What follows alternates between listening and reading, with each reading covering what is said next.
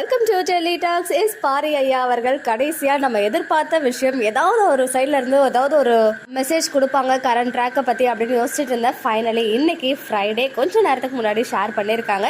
ஒரு பெரிய பேராகிராஃபாக கொடுத்துருக்காங்க. பட் நம்ம எல்லார் மனசுலையும் இருந்த ஒரு கேள்விக்குமே அதில் வந்து பதில் கிடச்சிருக்கு. ஈவன் விஜய் வந்து வெண்ணிலாவை பார்த்ததுமே உனக்காக நான் இருக்கேன் அப்படின்னு சொன்ன டைலாக் வந்து ஒரு பெரிய இம்பாக்டை கிரியேட் பண்ணி அவ்வளோ மெசேஜஸ் வந்து ஹோல் டீமுக்குமே போகவே தான் நிறைய சேஞ்சஸ் பண்ணதை நம்ம வந்து கண்கூட பார்த்துட்டு இருக்கோம் இந்த 2 நாளாகவே. அதுலேயுமே வந்துட்டு ஏன் விஜயோடைய கேரக்டரை இப்படி டேமேஜ் பண்ணுறீங்கன்னு சொல்லிட்டு தான் நிறைய மெசேஜ் வந்துச்சு போல.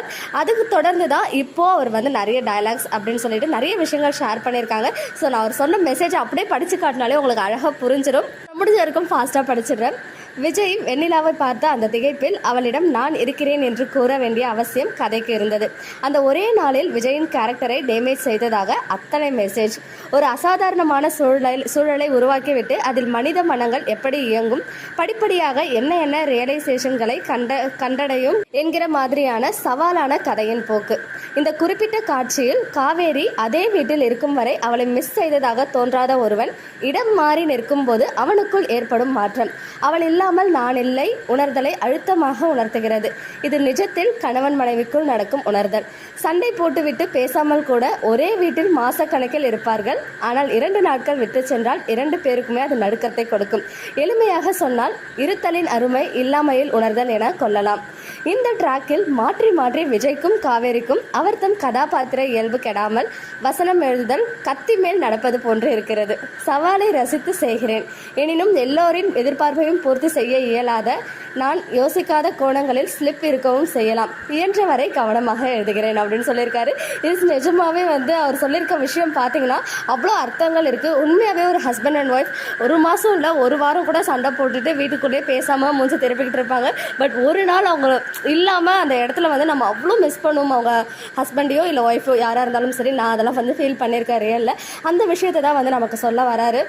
இருக்கும்போது இருக்க அருமை இல்லாமையில் உணரும் போது தான் புரிஞ்சிக்க முடியும் அப்படின்ற விஷயத்த அவ்வளோ அழகாக மறுபடியும் டயலாக் மூலமாக சொல்லியிருக்காரு. உனக்கு பெஸ்ட் டயலாக் ரைட்டர் எனக்கு தெரிஞ்சு.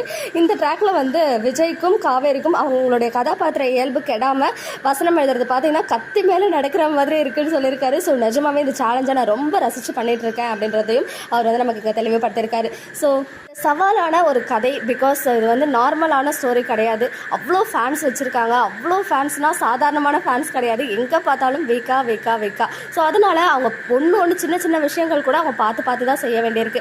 இன்னும் நிறைய சீரியல்ஸில் நிறைய லாஜிக்லெஸ் ஸ்டோரிஸ்லாம் போயிட்டுருக்கும். பட் அது வந்து இவ்வளோ ரீச் ஆகாது. பட் இந்த சீரியலில் சின்னதாக அவங்க ஏதாவது தப்பு பண்ணால் கூட அது வந்து ஒரு பெரிய அளவில் பேசப்படும். ஏன்னா அவ்வளோ ஃபேன் பேஸ் இருக்காங்க. ஸோ அதனால தான் இது வந்து ஒரு சேலஞ்சாக எடுத்து கத்தி மேல் நடக்கிற மாதிரி இருக்குன்னு சொல்லி அவங்க போட்டிருக்காங்க.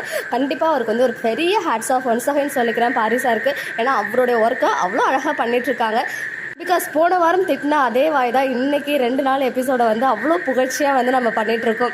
ஒரே நாள் எபிசோட 1.5 வாரம் வந்து நமக்கு காமிச்சாலுமே அவங்களுடைய அந்த பிரிவோடைய அந்த தவிப்பை வந்து காமிக்கிறதுக்காக தான் இப்படி ஒரு செப்பரேஷன் ட்ராக் போல் ரொம்ப ரசித்து நம்ம பார்த்துட்ருக்கோம். கண்டிப்பாக நம்மளுடைய ரசனைகள் அவங்களுக்கு புரியுது. நம்மளுடைய மெசேஜ்கள் எல்லாமே அவங்களை போய் சென்றடையுது.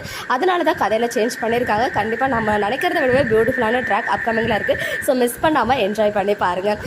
மக்களே நெக்ஸ்ட் வீடியோவில் மீட் பண்ணுறேன். எக்ஸ்க்ளூசிவ் அப்டேட்ஸ்க்கு மறக்காம நம்ம யூடியூப் சேனலை சப்ஸ்கிரைப் பண்ணிக்கோங்க.